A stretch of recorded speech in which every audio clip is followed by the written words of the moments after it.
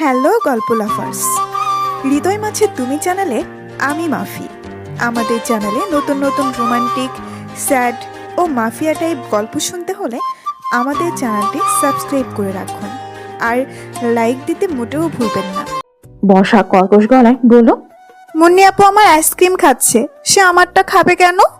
তিনি বলল, ভুল করে খেয়ে ফেলছে, তুই এখন পড়তে যা, আমি অপূর্বকে দিয়ে তোর জন্য দুটো আইসক্রিম আনিয়ে রাখবো। বর্ষা রাগী গলায় বলল। একটাও লাগবে না। বর্ষা চলে গেছে। তিনি মুন্নির উদ্দেশ্যে বলল, তুই কি ছোট, ওর আইসক্রিম খেতে হবে কেন?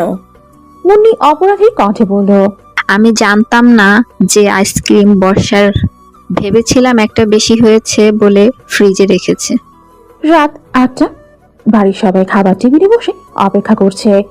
অভ্র এখনো নামছে না। পাপিয়া বেগম বললেন, অব্রকে ডেকে নিয়ে আয়, সবাই তার জন্য অপেক্ষা করছে। ছেলেটা এত দেরি করছে কেন?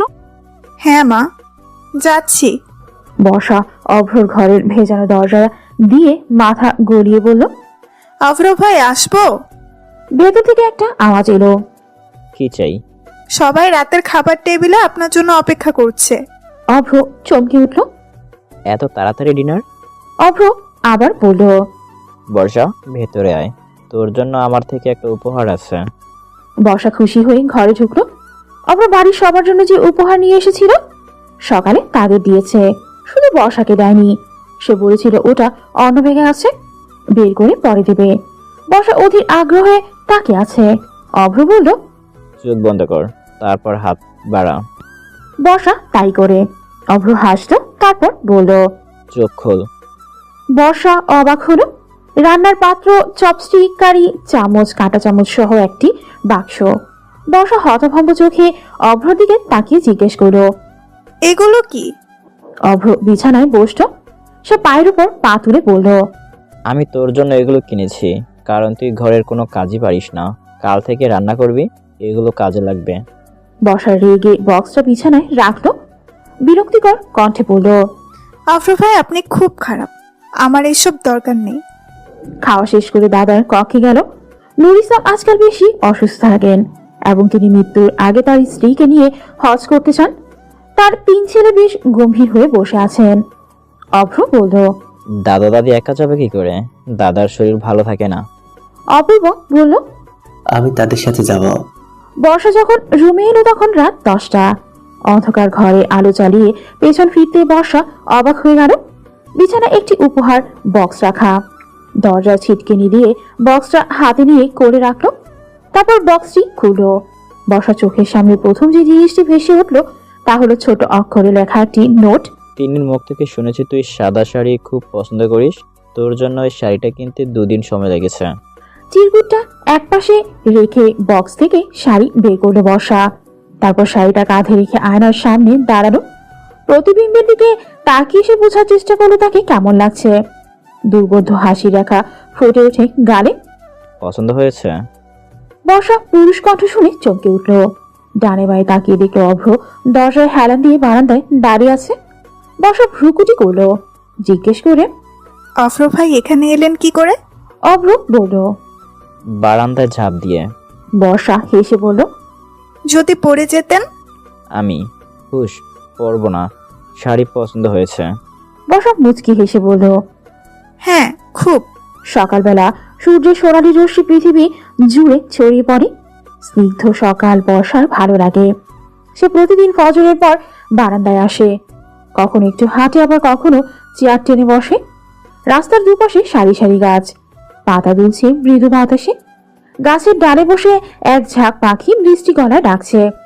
বর্ষা জানালার পাশে বসে আছে, কিন্তু কিছুই ভালো লাগছে না। কারণ ছাড়া হুটহাট ভালো লাগে না, এটা তার নিজেরও পছন্দ না। সহসা রুম থেকে বেরিয়ে সিঁড়ির দিকে এগিয়ে গেল। গুনগুন করে গান ধরলো, কেন মেঘ আসে হৃদয় আকাশে, কেন মেঘ আসে হৃদয় আকাশে, তোমারে দেখিতে দেয় না, মোহ মেঘে তোমারে দেখিতে দেয় না। মোহ মেঘে তোমারে অন্ধ করে রাখে, তোমারে দেখিতে দেয় না, মাঝে মাঝে তব দেখা পাই, চিরদিন কেন পাই না। অভ্র তাকে পাশ কাটিয়ে সিঁড়ি দিয়ে নামতে লাগলো। সহসা বিড়বিড় করে বলল, ফাটাবাস। বর্ষা অভ্রের পিছু নিল। অভ্র কিছুক্ষণ পর বুঝতে পারে, হঠাৎ পেছন ফিরে দেখলো বর্ষা অন্যদিকে ঘুরে দাঁড়িয়ে আছে। অভ্র হাঁটতে লাগলো। বর্ষা তার পেছনে দৌড়ে গেল, আওয়াজ তুলে বলল। অফর ভাই, অভ্র তাকালো না, উচ্চস্বরে বলল, কি? কোথায় যাচ্ছেন? বিলে? আমিও যাব। না, একটু যাই না অফর ভাই। ওখানে মেয়েদের কোনো কাজ নেই। এত অনুরোধের পর অভ্র বর্ষাকে রেখে আসতে পারেনি। তারা একসাথে হাঁটা শুরু করলো। বর্ষা এদিক ওদিক তাকিয়ে দেখলো ভোরবেলা বাইরে অনেকেই হাঁটছে। কেউ কেউ নদীর পাড়ে বসে গল্প করছে, আর বিলে মানুষের আনাগোনা তেমন নেই। বর্ষা হঠাৎ বলে উঠল, অফর ভাই, একদিন কি হয়েছিল জানেন? অভ্র মন্ত্রমুগ্ধ হয়ে চোখে তাকালো, জিজ্ঞেস করলো। কি হয়েছে? বর্ষা জোরে নিঃশ্বাস ফেললো, খুশিতে বলল, 1 মাস আগে একদিন আইসক্রিম কিনতে দোকানে গিয়েছিলাম। তখন একজন লোক এসে দোকানদারের কাছে পাইলট চাইলো। আমি খুব অবাক, পাইলট বিমান থেকে দোকানে আসবে কি করে? আমি শুধু তাকিয়েছিলাম আর দোকানদার বলল হ্যাঁ আছে।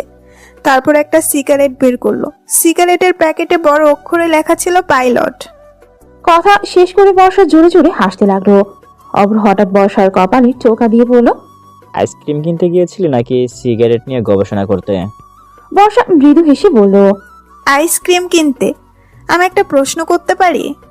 অভ্র প্রকৃতির শান্ত পরিবেশের দিকে তাকিয়ে বলল। কর। বর্ষা অভ্রের মুখের দিকে তাকিয়ে বলল। অফর ভাই, আপনি সিগারেট খান না? মৃদু স্বরে বলল অভ্র। না, কেন? আমি সিগারেটের বাজে গন্ধ পছন্দ করি না। সপ্তাহ 2 পরে একটা অজানা চিঠি এলো। কে পাঠিয়েছে নাম লেখা নেই, যার জন্য চিঠি খামে তার নাম লেখা আছে। বর্ষা খামটা নিয়ে নিজের ঘরে চলে গেল। দরজা বন্ধ করে কাগজটা খুলল। ছোট অক্ষরে লেখা, ঠোঁটের কোণে খুশির হাসি ফুটে ওঠে। সূর্যের প্রবল রশ্মি মুখ থুবড়ে পড়ে। সূর্যের আলো আজ মিষ্টি লাগে। আমার অস্থির মন শান্ত হয় তোমায় দেখে। 4 লাইনের ছোট্ট লেখাটি বর্ষার মনে দাগ ফেলেছে। একবার দুবার করে কয়েকবার এটি পড়ল। এইটুকু লেখায় সে কি এমন মাধুর্য খুঁজে পেল? বর্ষা হাত থেকে সাদা কাগজ রাখতে চায় না। কাগজটা নামিয়ে রাখার কথা ভাবতেই সে লেখাটা আরো দুবার পড়ল। হঠাৎ অভ্রর নামটা মাথায় এলো। এর কারণ জানা নেই। বর্ষার হাতের এই চিঠির লেখাটিকে অভ্র শাড়ির সাথে রেখে যাওয়া নোটের সাথে মিলিয়ে নিল। কোনো মিল নেই। সে হতাশ হলো। কাগজ দুটো বইয়ের মধ্যে রেখেই বাইরে গেল। খানবাড়ির বাগানে একটা বড় ফুলের গাছ আছে। গাছে ফুল ফুটে আছে, চারিদিক ঘ্রাণে ভরে উঠেছে। অভ্র গাছের নিচে দাঁড়ানো, গাছ থেকে ফুল ঝরে আলতোভাবে তার গায়ে পড়ছে। অভ্রর মনে হলো তার পেছনে কেউ এসেছে। অভ্র চোখ বুঝলো। ক্ষণিকের জন্য তার আভাস পেল তার উপস্থিতি মনকে শান্ত করেছে। অভ্র বিড়বিড় করে বলল, তুমি আমার কল্পনা নও। তবে কি তুমি? অফর ভাই, অভ্র চোখ খুলল। সে সোজা হয়ে দাঁড়ালো, দৃঢ় ও গম্ভীর গলায় বলল, হঠাৎ এখানে? ফুল নিতে এসেছি, বকুল ফুল। অভ্র তাকালো, জিজ্ঞাসা করে, ফুল কেন? আমি মালা বানাবো। বকুল ফুলের মালা? হ্যাঁ। বাগানে অনেক ফুল আছে, সব ছেড়ে বকুল ফুল কেন? সব কেনর উত্তর নেই অফর ভাই। অভ্র আর কথা বলল না। বর্ষা হাঁটু গেড়ে বসেই ঘাসের উপর থেকেই ফুল তুলতে লাগলো। অভ্র হাঁটু গেড়ে কিছু ফুল তুলল। বর্ষা কৌতূহলী দৃষ্টিতে তাকালো। অভ্র বিদ্রুপের সুরে বলল, সূচি চোখে আমার দিকে তাকানো বন্ধ কর। বর্ষা জিজ্ঞেস করলো, আমি কখন দেখলাম? বর্ষা শব্দগুলো হাওয়ায় উড়িয়ে দিল। কিছুক্ষণ পর ফের বলল, গতকাল কলেজ থেকে বাড়ি ফেরার পথে কুরিয়ার অফিসে গেছিলাম। বলে বর্ষা থামলো। অভ্র কিছু বলছে না দেখে আবার বলতে লাগলো, চিঠি এসেছে। অভ্রর হাত থেমে গেল। শান্তনু ঠিক করা গলায় বলল, এই বয়সে প্রেমের প্রস্তাব এবং চিঠি আসবে, সেসব নিজের উপর প্রভাবিত হতে দিবি না। আর খানবাড়ির মেয়েকে চিঠি পাঠানোর সাহস কোন ছেলের আছে?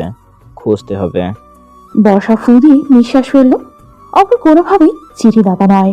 অভ্র যদি জানতে পারে যে বর্ষা তাকে নিয়ে এসব ভাবছে, সে নিশ্চয়ই ওকে চর মারবে। মুহূর্তে এই কথাটা মাথা থেকে ঝেড়ে ফেলল বর্ষা। বকুল ফুলের মালা গাঁথা শেষ। হাতে পরার জন্য খুব বড় নয়, ছোট করে বানানো হয়েছে।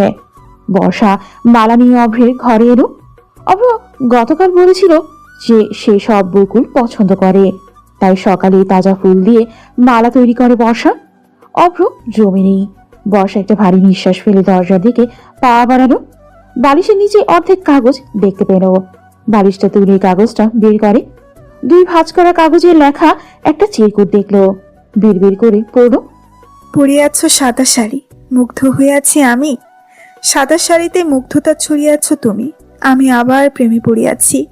সাদা শাড়িতে তোমারে দেখিয়া অহেতুক নেশায় মরিয়া হইয়া উঠিলাম। বর্ষা চোখ বুঝলো। আনন্দের হাসি হেসে কাগজটা কপালে ঠেকিয়ে রাখলো। সকালে যে চিঠিটা পড়েছিল তার হাতে লেখাও একই। বর্ষা আস্তে করে বলল, অফ্র ভাই, আপনার লুকোচুরি আমি ধরতে পেরেছি। বর্ষা দিঘির পানিতে পা ভিজিয়েছে। মনটা খুব উদাস। তার চোখে মুখে বিষণ্ণতার ছাপ এবং হাতে একটা কাগজ, তাতে লেখা আছে নানা কথা। সেই লেখাগুলো পড়লেই হৃদয়টা কেঁপে ওঠে। মানুষটার কাছে ছুটে গিয়ে জিজ্ঞেস করতে ইচ্ছে করে কিভাবে কেউ এত ভালোবাসতে পারে। প্রশ্ন হলো, এই ভালোবাসার শুরু কিভাবে? দীর্ঘ 15 দিন চোখের সামনে মানুষটিকে দেখেও তার মন বুঝতে পারেনি বর্ষা। অসহায় দৃষ্টিতে তাকিয়ে রইল গভীর জলের দিকে। হালকা হাওয়ায় ভেসে যাচ্ছে পদ্মফুল। বর্ষা অন্যমনস্ক। হঠাৎ বিড়বিড় করে বলল, ভালোবাসি শব্দটা বলেননি সে, কখনো তার অনুভূতি প্রকাশ করেনি। আমি কখনো বুঝিনি, আমি কখনো তার হৃদয়ের আড়ালে লুকিয়ে থাকা ভালোবাসার খোঁজ করিনি। আমি কি এত বোকা? একটা ছেলের চোখে ভালোবাসা দেখতে পাইনি। সে আমাকে নিঃশর্ত ভালোবাসে। তুই এখানে কি করছিস? কারো কণ্ঠ শোনা গেল। কণ্ঠস্বরের মালিককে চিনতে দ্বিধা হয় না বর্ষার। দিঘির পানির দিকে দৃষ্টি স্থির করে বলল, ভাবছি। অহিতা তার পাশে বসল। বর্ষার মুখের দিকে তাকিয়ে জিজ্ঞেস করল, কি ভাবিস? ক্ষীণ কণ্ঠে বলল, কিছু না। অহিতা একটা দীর্ঘ নিঃশ্বাস ফেলল। তারপর মৃদু স্বরে বলল, বল, আমি কাউকে বলবো না। বর্ষা তাকালো। কিছুক্ষণ পর বলল, আজ এই প্রথম কারোর জন্য ফুলের মালা বানালাম। আমি যখন তাকে দিতে গেলাম দেখলাম সে সেখানে নেই। আমি তাকে সব জায়গায় খুঁজেও পেলাম না। মনে হয় সে হঠাৎ হারিয়ে গেছে। তারপরে তার লেখা 2টি চিরকুট পেলাম। অহিতা জিজ্ঞেস করলো, কে এসে? অব্র ভাই? বর্ষা ফ্যাল করে তাকালো। কড়া গড়ায় জিজ্ঞেস করলো, কি করে বুঝলি? অহিতার দ্রুত উত্তর। আজকাল তোকে ওর সঙ্গে বেশি দেখা যাচ্ছে। বর্ষা জোরে নিঃশ্বাস ফেলল। কাগজটা অহিতার হাতে দিল। অহিতা গলা পরিষ্কার করে পড়তে শুরু করলো। হুট করে চলে যাও কাছে থেকে অনেক দূরে।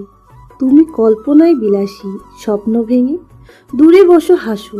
মনের আয়নায় তুমি উৎকণ্ঠা, বিবর্ণতা দিয়ে আমার ভূমি সাজিয়ে।